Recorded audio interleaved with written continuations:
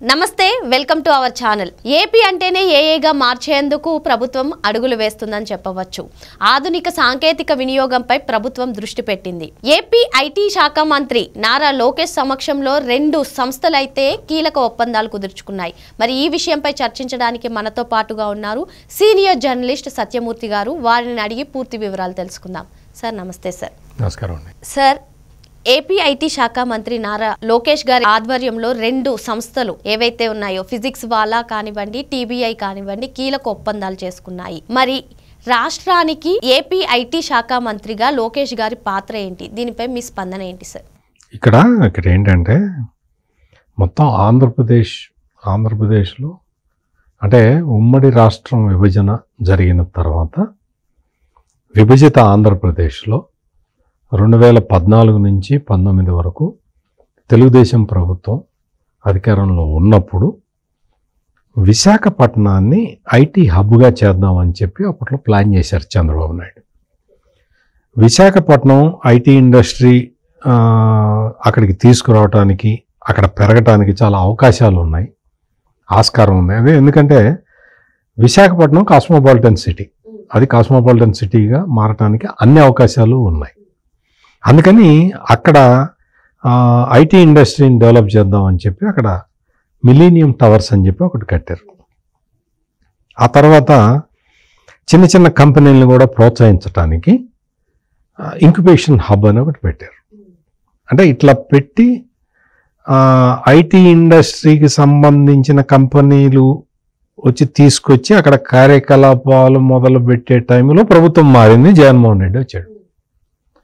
జగన్మోహన్ రెడ్డి వచ్చిన తర్వాత ఈ ఐటీ కంపెనీలు ఇవన్నీ మనకొద్దు, మనం ఏదన్నా ఉంటే మనం వేరేది చూసుకుందాం అని చెప్పి ఐటీ కంపెనీలన్నీ వెళ్ళగొట్టి ఈ ఐటీ కంపెనీల కోసం అని కట్టిన మిలీనియం టవర్స్ని ఖాళీగా పెట్టేసి చివర్లో దాన్ని ప్రభుత్వ ఆఫీసులకి ఇచ్చాడు.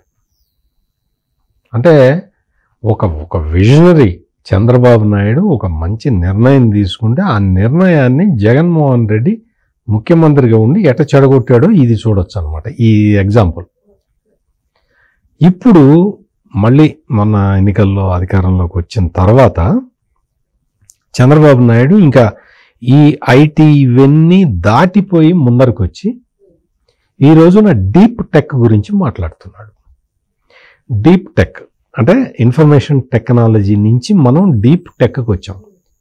ఈ డీప్ టెక్కి వాస్తవిక డేటాని గనక అనుసంధానం చేస్తే, ఆర్టిఫిషియల్ ఇంటెలిజెన్స్ ద్వారా అనుసంధానం చేస్తే బ్రహ్మాండమైన సౌకర్యాలు కల్పించవచ్చు పౌరులకి అనేది కాన్సెప్ట్. అందుకని ఆర్టిఫిషియల్ ఇంటెలిజెన్స్కి సంబంధించిన కంపెనీలు, సాఫ్ట్వేర్ కంపెనీలు, ఆ డీప్ టెక్ కంపెనీలు, గ్రీన్ ఎనర్జీ కంపెనీలు, ఇవన్నీ కూడా వస్తూ ఉన్నాయి. ఇట్లా వస్తున్నప్పుడు కంపెనీలు వస్తాయి. చంద్రబాబు నాయుడిని, లోకేష్ని చూస్తే ఆటోమేటిక్గా కంపెనీలు వచ్చేస్తాయి. కానీ కంపెనీలు రావటంతో ఇక్కడ సరిపోదు. మన యూత్కి ఎంప్లాయ్మెంట్ దొరకాలి. అప్పుడే కంపెనీలు వచ్చినందుకు సార్థకత ఉంటుంది. అంతే కదా. ఇప్పుడు ఏదో కంపెనీ వస్తుంది, ఐటీ కంపెనీ వస్తుంది, వాళ్ళు పూనా నుంచి, బెంగళూరు నుంచి, లేకపోతే బాంబే నుంచి మనుషుల్ని తెచ్చుకుంటారు. ఇక్కడ మనకేంటి ప్రయోజనం? అందుకని ఇప్పుడు మనుషుల్ని కూడా, అంటే ఇక్కడున్న మానవ వనరులను ఈ కంపెనీలకి ఏ టెక్నాలజీలు అవసరం అవుతాయో ఆ టెక్నాలజీకి ఈ మానవ వనరులను అప్గ్రేడ్ చేయాలి. ఇలా అప్గ్రేడ్ చేయటం వల్ల ఏమవుతుంది అంటే ఈ హైలీ టెక్నికల్ జాబ్స్ కూడా మన వాళ్ళకే వస్తాయి. ఈ కాన్సెప్ట్ తోటి అక్కడ ఐటీ మంత్రి మానవ వనరుల శాఖ మంత్రి కూడా నారా లోకేష్, ముఖ్యమంత్రి చంద్రబాబు నాయుడు, వీళ్ళు కృత నిశ్చయంతో పనిచేస్తూ ఉన్నారు. అందులో పార్ట్గా ఇప్పుడు మీరు చెప్పిన ఫిజిక్స్ వాలా ఎడ్యుటెక్ కంపెనీ, ఈ ఫిజిక్స్ వాళ్ళ ఎడ్యుటెక్ కంపెనీ ఎవరితోటి అమెజాన్ వెబ్ తోటి కలిసి పనిచేస్తుంది. ఏఐ మీద, ఆర్టిఫిషియల్ ఇంటెలిజెన్స్ మీద పనిచేస్తుంది. వీళ్ళు focused first institute of eminence తీసుకురాబోతున్నారు. ఆ తర్వాత యూనివర్సిటీ ఆఫ్ ఇన్నోవేషన్ని తీసుకొస్తున్నారు.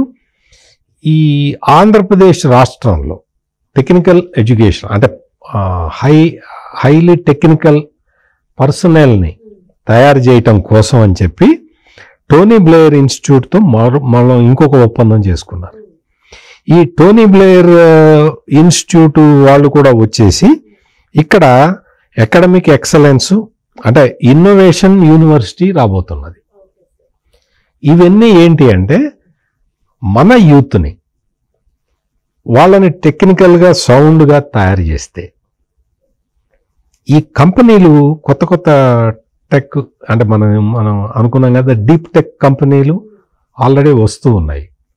ఈ డీప్ టెక్ కంపెనీలు వచ్చే రోజుకి ఇక్కడ మన పిల్లలు టెక్నికల్గా అభివృద్ధి చెంది ఉంటే ఆ ఉద్యోగాలు మన వాళ్ళు సంపాదించుకోవటానికి అవకాశం కలుగుతుంది.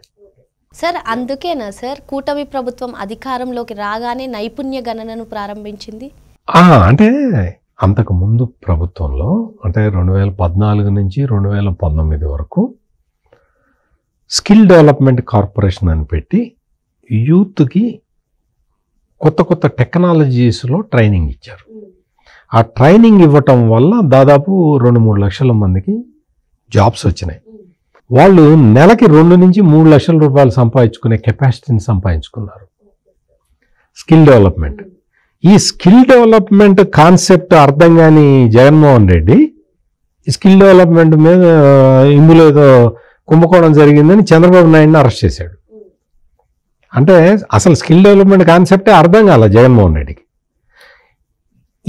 ఇప్పుడు ఏంటి అంటే మొత్తం కొత్త టెక్నాలజీస్ ఇవన్నీ కూడా విద్యార్థులకి నేర్పడంతో పాటు యూత్ అందరికీ కూడా దీన్ని అలవాటు చేయడంతో పాటు అసలు మా దగ్గర ఇంతమంది నైపుణ్యం కలిగిన వ్యక్తులు ఉన్నారు అన్న ఒక ప్రొఫైల్ తయారు చేసి ఈ కంపెనీల ముందర పెడితే ఇప్పుడు వస్తున్న ఆంధ్రప్రదేశ్కి వస్తున్న కంపెనీలతోటి చంద్రబాబు నాయుడు అంటే ముఖ్యమంత్రి స్థానంలో ఉన్న చంద్రబాబు నాయుడు ఏమడుగుతున్నాడు అంటే మీరు పెట్టుబడి ఎంత పెడతారు అంటే 1000 కోట్లు పెడతామండి, ఎంతమందికి ఉద్యోగాలు ఇస్తారు అంటే 1000 కోట్లు పెడుతున్నామండి, ఒక 10 మంది మీ వాళ్ళకి ఉద్యోగాలు ఇస్తాము అంటే నీ కంపెనీ మాకు అక్కర్లేదు అని చెప్తున్నారు.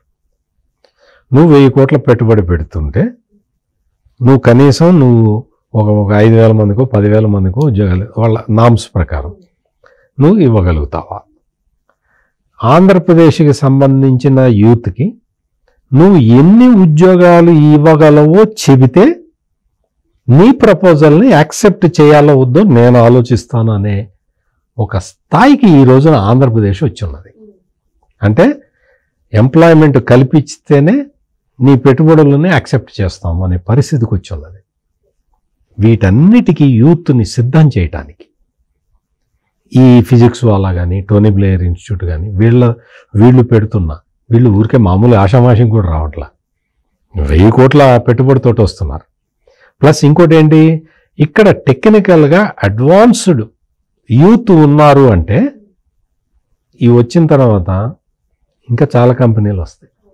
డీప్ టెక్ ఉపయోగించుకుంటే ఏమవుతుంది, అగ్రికల్చర్ సెక్టార్లో, హెల్త్ సెక్టార్లో ఈ డీప్ టెక్ వాడుకోవటం వల్ల ప్రజలకి ఎంతో మేలు జరుగుతుంది. ఇవన్నీ ఆలోచించి ముఖ్యమంత్రి చంద్రబాబు నాయుడు, హెచ్ఆర్డి ఐటీ మంత్రి లోకేష్ ఇటువంటి వినూత్నమైన యూనివర్సిటీలని ఆహ్వానిస్తున్నారు. వాళ్ళు వస్తున్నారు. వచ్చిందని ఇప్పటికే మనం చూసాం. యూట్యూబ్ అకాడమీ అమరావతి వచ్చింది. ఇట్లా రకరకాల యూనివర్సిటీలు వస్తూ ఉన్నాయి. దాదాపుగా 14 యూనివర్సిటీలు అంటే సెంట్రల్ గవర్నమెంట్ డిజైన్ టెక్నాలజీ దగ్గర నుంచి చాలా ట్రైబల్ యూనివర్సిటీ, ఇటువంటి యూనివర్సిటీలు ఎక్కడా లేని, దేశంలో ఎక్కడా లేని ఇన్స్టిట్యూషన్స్ ఆంధ్రప్రదేశ్కి ఆల్రెడీ వచ్చి ఉన్నాయి.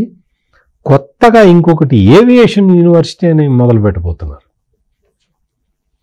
మరి అంటే దేశంలో ఎక్కడా లేదు ఏవియేషన్ యూనివర్సిటీ, మొట్టమొదటిసారి ఆంధ్రప్రదేశ్లో రాబోతున్నది.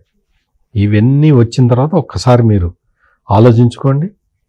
యూత్ అంతా కూడా టెక్నికల్గా అప్గ్రేడ్ అయి ఉంటే, వాళ్ళు సన్నద్ధంగా ఉంటే అవకాశాలు కల్పించడానికి ప్రభుత్వం సిద్ధంగా ఉంది. ప్రభుత్వం కల్పించే అవకాశాలని మీరు అందిపుచ్చుకోవటానికి మీరు ఈ టెక్నాలజీ మొత్తం మీరు స్టడీ చేసి సన్నద్ధంగా ఉండాలి. ఎవరు రెడీగా ఉంటే వాళ్ళు జీవితంలో పైకి వెళ్తారు. ఇది ఆంధ్రప్రదేశ్లో జరుగుతున్న మార్పు, చేంజ్ ఓవర్ ఇట్లా జరుగుతున్నది. అందుకని ఇటువంటి యూనివర్సిటీలని, ఇటువంటి ఎడ్యుకేషన్ ఇన్స్టిట్యూషన్స్ని అందరూ కూడా ఆహ్వానించాల్సిన అవసరం ఉంది. అందుకని ఆంధ్రప్రదేశ్ ఇప్పుడు చాలా వైబ్రెంట్గా మారి ఉన్నది. మొత్తానికి కూటమి ప్రభుత్వం రాకతో యువతకైతే ఉపాధి అవకాశాలు పుష్కలంగా లభిస్తాయని సార్ చెప్తున్నారు. అదేవిధంగా యువత కూడా తమ స్కిల్స్తో జాబ్ కొట్టడానికి రెడీగా ఉండాలని చెప్తున్నారు. Thank you sir. నమస్కారం.